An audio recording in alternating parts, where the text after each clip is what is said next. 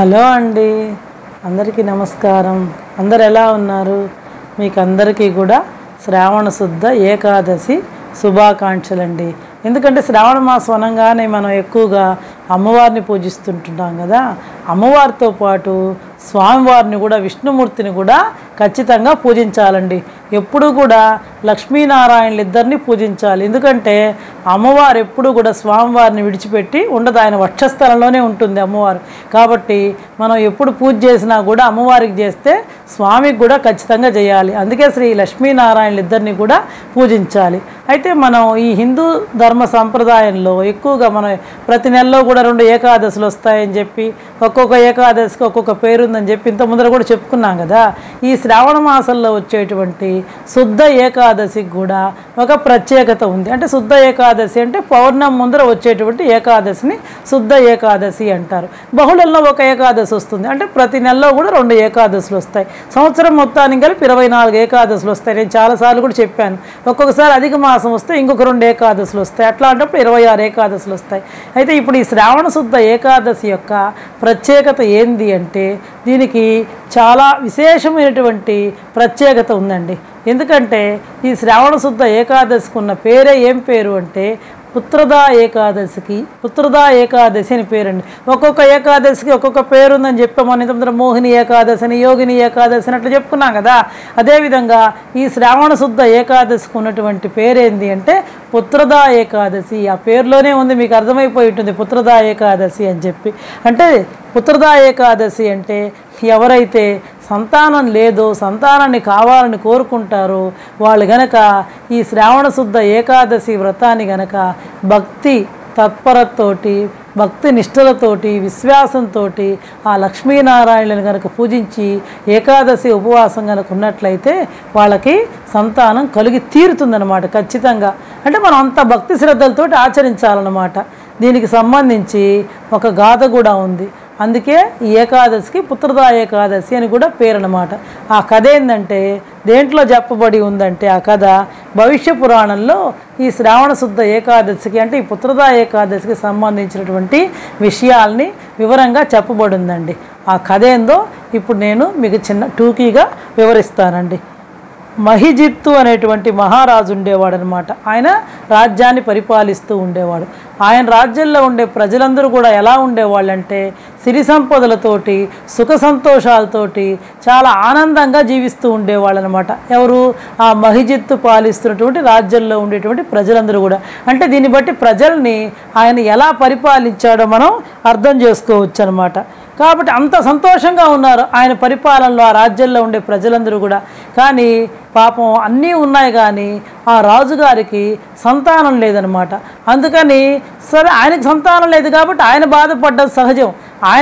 ఆయనకంటే కూడా రాజ్యంలో ఉండే ప్రజలందరూ కూడా ఎక్కువగా బాధపడేవాళ్ళు అనమాట. ఎందుకంటే ఆ రాజు వీళ్ళని అంత ప్రేమతోటి, అంత వాత్సల్యంతో తన కన్న బిడ్డల్లాగా వాళ్ళకి ఏ కష్టం రాకుండా చూసుకునేవాడు. కాబట్టి ఆయన తర్వాత మా రాజ్యాన్ని ఎవరు పరిపాలిస్తారు, మాకు దిక్కెవరు, ఆ రాజుకు సంతానం లేదని చెప్పి ఆ రాజ్యంలో ఉండే ప్రజలందరూ కూడా చాలా దుఃఖపడుతూ ఉండేవాళ్ళు అనమాట. వాళ్ళందరూ కూడా ఈ మహారాజు కూడా పాపం ఆయన కూడా సంతానం కావాలని తిరగని పుణ్యక్షేత్రం లేదు, చెయ్యని పూజ లేదు, చెయ్యని నోము లేదనమాట. అన్నీ కూడా చేశాడనమాట. దీనికి పరిష్కారం ఏంది అంటే అప్పుడు మహారాజుకు తెలుస్తుందన్నమాట ఏంది అని చెప్పేటువంటిది. ఎందుకంటే ఆ రాజ్యానికి దగ్గరలోనే ప్రత్యేకంగా ఋషులు అనేటువంటి వాళ్ళు ఉండేవాళ్ళు కదా. వాళ్ళు ఎక్కువగా ఎక్కడ నివసిస్తూ ఉంటారు?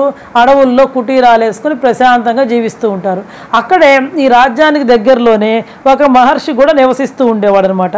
ఆయన పేరేంది అంటే లోమసుడు అనేటువంటి మహర్షి అనమాట. కాబట్టి ఆ లోమర్షి మహర్షి అయితే దీనికి పరిష్కారాన్ని చూపిస్తాడని చెప్పి రాజు భావిస్తాడనమాట. కాబట్టి ఆయన్ని ప్రజలందరూ కూడా రాజు చెప్తాడనమాట ప్రజలందరికీ, ఆయన కనుక మనం దర్శించుకుంటే ఆయన దీనికి పరిష్కార మార్గాన్ని చూపిస్తాడని చెప్పేటప్పటికి ప్రజలందరూ కూడా ఏం చేస్తారంటే ఆ లోమసుడు అనేటువంటి మహర్షి దగ్గరికి వెళ్ళి వాళ్ళ యొక్క బాధనంతా కూడా చెప్పుకుంటారు. అయ్యా, ఆ మహారాజు యొక్క పరిపాలనలో మేమందరం కూడా చాలా సుఖ సంతోషాలతోటి, ఆనందంతో ఉన్నాము. కానీ ఆ రాజుకు మాత్రం సంతానం లేదు. కాబట్టి ఆ రాజుకు సంతానం కలగాలంటే ఏదైనా సరే మీరు పరిష్కార మార్గాన్ని చూపించండి అని చెప్పి ఆ మహర్షిని ఆ రాజ్యంలో ఉండే మహారాజుతో పాటు రాజ్యంలో ఉండే ప్రజలందరూ కూడా వేడుకుంటారనమాట. దాంతో అప్పుడు ఆ లోమసుడు అనేటువంటి మహర్షి ఏం చెప్తాడంటే, ఈ ఏకాదశికి శ్రావణ మాసంలో వచ్చే శుద్ధ ఏకాదశి గనక శ్రీ లక్ష్మీనారాయణని పూజించినట్లయితే ఆయనకి సంతానం కలుగుతుంది. కాబట్టి ఈ ఏకాదశికి పుత్రదా ఏకాదశిని కూడా పేరు అని చెప్పి ఆ మహర్షి రాజుకి ఆ రాజ్యంలో ఉండే ప్రజలందరికీ కూడా చెప్తాడనమాట. కాబట్టి శ్రావణ మాసంలో మొదటి ఏకాదశి రోజున నిష్ఠగా చేస్తే మహారాజుకి ఖచ్చితంగా సంతానం కలిగి తీరుతుంది అని చెప్పి ఆ మహర్షి చెప్తాడనమాట. దాంతో అందరూ కూడా రాజ్యానికి తిరిగి వచ్చేసి ఆ రాజు రాణితో పాటు ఆ రాజ్యంలో ఉండే ప్రజలందరూ కూడా ఏకాదశి ఉపవాసాన్ని నిష్ఠగా ఆచరించడం జరుగుతుంది. ఏకాదశి ఉపవాసం అనేటువంటిది ఎలా ఆచరించాలో మనం చాలాసార్లు చెప్పుకోనున్నాం. ఏకాదశి ఉపవాసం అనేటువంటిది ముందు రోజే మనకి దశమి రోజు నుంచే ప్రారంభమవుతుంది. దశమి రోజునే ప్రాతకాలంలో లేచి తలస్నానాన్ని ఆచరించాలి. ఆ రోజు చక్కగా మనము లక్ష్మీనారాయణని పూజించుకొని సాత్వికమైనటువంటి ఆహారం తీసుకొని పగటి పూట అంటే ఏకభుక్తం ఒక పూట మాత్రమే భోజనం చేయాలి. ఆ రాత్రికి బ్రహ్మచర్యాన్ని పాటించి ఆ రాత్రికి కూడా మనం భూశయనం చేయాలన్నమాట. అంటే మంచాల మీద పడుకోకూడదు, నేల మీద పడుకోవాలి, ఏదన్నా ఒక వస్త్రాన్ని వేసుకొని పడుకోవాలన్నమాట. ఆ రాత్రికి ఏదైనా సరే పండ్లు అలాంటివి తీసుకోవాలి, పండ్లు పాలు తీసుకోవాలంటే మధ్యాహ్నం ఒక పూట మాత్రమే భోజనం చేయాలి. అంటే ఏకాదశి ఉపవాసం అనేటువంటిది ఎప్పటి నుంచి స్టార్ట్ అవుతుందంటే ఏకాదశి వ్రతం అనేటువంటిది దశమి రోజు నుంచే స్టార్ట్ అవుతుంది. ఈ విధంగా ఆ రోజు అయిపోయిన తర్వాత తెల్లవారు ఏకాదశి రోజున బ్రాహ్మీ ముహూర్తాల్లోనే లేచి స్నానం చేసి ఊరికి శిరస్నానం చేయాలి. ఆ రోజు తల రుద్దుకోకూడదు. ముందర దశమి రోజే మనం రుద్దుకొని ఉంటాం కదా, కాబట్టి ఊరికి తల మీద పోసుకొని ఆ రోజంతా కూడా ఏమి వంట ఏమి లేకుండా ఉపవాసం ఉండాలి. ఉపవాసం అంటే భగవంతుడికి సమీపంలో నివసించడం. ఆ రోజంతా కూడా భక్తి శ్రద్ధలతో నిరంతరం భగవన్నామాన్ని పఠిస్తూ ఉండాలన్నమాట. ఆ రాత్రికి జాగరణ చేయాలి. ఏకాదశి రోజు రాత్రి జాగరణ చేయాలి. మళ్ళీ తెల్లవారైన తర్వాత మళ్ళీ తలస్నానం చేసేసి ఈ ద్వాదశి గడియలు పూర్తయ్యే లోపలే మళ్ళీ లక్ష్మీనారాయణని పూజించి వీలైతే ముందు రోజు ఏకాదశి రోజైనా గుడికి వెళ్ళి విష్ణుమూర్తిని దర్శనం చేసుకోరావచ్చు. లేదా ద్వాదశి రోజైనా సరే ఇంట్లో పూజాధికాలు ముగించుకొని గుడికి వెళ్ళి విష్ణుమూర్తిని దర్శనం చేసుకొని ఇంటికి వచ్చి ఎవరినైనా సరే ఒక బ్రాహ్మణుల్ని పిలిచి వాళ్ళకి భోజనం పెట్టి మనం కూడా ద్వాదశి గడియలు పూర్తయ్యే లోపల మాత్రమే పాలన చేయాలి. అప్పుడే ఏకాదశి ఉపవాసం యొక్క ఫలితం మనకు దక్కుతుంది. దీనికి సంబంధించి మీకు నేను ఇంత ముందర దుర్వాసుడు అంబరీష మహారాజు యొక్క కథ కూడా మీకు చెప్పున్నాను ఇంత ముందర మన ఛానల్లో.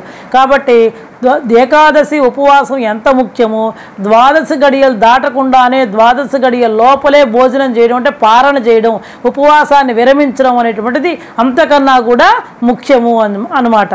అర్థమైంది కదండి మీకు? ఈ విధంగా ఆ రోజు ద్వాదశి రోజు కూడా ఒక పూట మాత్రమే భోజనం చేయాలి, మళ్ళీ రాత్రికి కూడా భోజనం చేయకూడదు. ఈ విధంగా గనక ఏకాదశి ఉపవాసాన్ని నిష్ఠతో గనక ఆచరించినట్లయితే మీకు సంతానం కలుగుతుందని చెప్పి ఆ మహర్షి చెప్తాడు. ఆ మహర్షి చెప్పినట్టుగానే ఆ రాజుతో పాటు ఆ రాజ్యంలో ఉండే ప్రజలందరూ కూడా ఈ శ్రావణ శుద్ధ ఏకాదశి వ్రతాన్ని ఆచరిస్తారు. ఆ తర్వాత కొద్ది కాలానికే ఆ రాజుకు సంతానం కలుగుతుంది. ఆ రాజుతో పాటుగా ఆ రాజ్యంలో ఉండే ప్రజల్లో ఎవరికైతే సంతానం లేదో, ఎందుకంటే అందరూ కూడా ఆచరిస్తారు కదా, ఎవరైతే ఏకాదశి వ్రతాన్ని ఆచరించారో సంతానం లేని వాళ్ళు ఎవరైతే ఆచరించారో వాళ్ళందరికీ కూడా సంతానం అనేది విష్ణుమూర్తి యొక్క అనుగ్రహం వల్ల కలుగుతుంది. కాబట్టి అప్పటి నుంచి కూడా ఈ శ్రావణ శుద్ధ ఏకాదశికి ఏమని పేరంటే పుత్రదా ఏకాదశి అని పేరనమాట. కాబట్టి ఎవరైనా సరే సంతానం లేనటువంటి వాళ్ళు ఈ శ్రావణ శుద్ధ ఏకాదశి వ్రతాన్ని కనుక నిష్ఠతో, ఇప్పుడు నేను చెప్పాను కదా ఎలా చేయాలో, నిష్ఠతో కనుక చేసినట్లయితే శ్రీ లక్ష్మీనారాయణ యొక్క అనుగ్రహంతో వాళ్ళకి ఖచ్చితంగా కూడా సంతానం కలిగి తీరుతుంది. ఎందుకంటే ప్రతి నెలలో చూడండి 2 ఏకాదశులు వస్తాయి. దీనివల్ల మన శరీరంలో కూడా జీర్ణక్రియ అనేది ముందర పరిశుద్ధం అవుతుంది. అలా కాకుండా ఎప్పుడు మనం నిరంతరం నోటికి వేస్తూ ఉన్నాం అనుకోండి, దీనివల్ల ఏమవుతుంది, జీర్ణక్రియ పొట్ట కూడా మందంగా ఉంటుంది అనమాట. అలా కాకుండా అప్పుడప్పుడు చూడండి మనం మార్చాలి, ప్రేగుల్ని మార్చితేనే అవి యాక్టివేట్ అవుతాయి అన్నమాట. దీనివల్ల ఈ రక్త ప్రసరణ కూడా సరిగా జరుగుతుంది. ఆరోగ్యరీత్యా కూడా ఇది ఉపయోగం. మన పెద్దవాళ్ళు అంటే ఏది కూడా కాకపోతే సైన్స్ అని చెప్పకుండా ఒక ఆచారంగా చెప్పారు. దాన్ని. కాబట్టి దీనివల్ల మన ఆరోగ్యానికి కూడా మంచిది, యోగ సాధనకు కూడా మంచిది అనమాట. ఇది ఏకాదశి ఉపవాసం, ఈ శ్రావణ శుద్ధ ఏకాదశి యొక్క విశిష్టత. కాబట్టి ప్రతి ఒక్కళ్ళు ఎవరైనా సరే, ముఖ్యంగా ఇంకా ఈ శ్రావణ శుద్ధ ఏకాదశి రోజునే ఇంకో విశిష్టత కూడా ఉందండి. ఆ రోజునే కుబేర జయంతి కూడా, కుబేరుని యొక్క జయంతి. కాబట్టి ఎవరైతే సంతానము సిరి సంపదలు కావాలనుకుంటున్నారో వాళ్ళు ఖచ్చితంగా అటు లక్ష్మీనారాయణని, అమ్మవారిని పూజించేస్తున్నాం ఆల్రెడీ, లక్ష్మీనారాయణని పూజించి కుబేరుణ్ణి కూడా మనం పూజించినట్లయితే ఖచ్చితంగా మనకి సంతానంతో పాటుగా సిరి సంపదలు అంటే ఐశ్వర్యం కూడా లభిస్తుంది. కాబట్టి ప్రతి ఒక్క ముఖ్యంగా సంతానం అనేటువంటి ఇప్పుడు ఈ రోజుల్లో చాలామందికి ఇది ఒక ప్రాబ్లంగా కూడా ఉంది. కాబట్టి ఎవరైతే సంతానం లేదో వాళ్ళందరూ కూడా ఖచ్చితంగా ఈ వ్రతాన్ని ఆచరించి ఆ లక్ష్మీనారాయణుల యొక్క అనుగ్రహంతో మంచి సంతానాన్ని పొందాలని చెప్పి కోరుకుంటూ సెలవు తీసుకుంటున్నాను.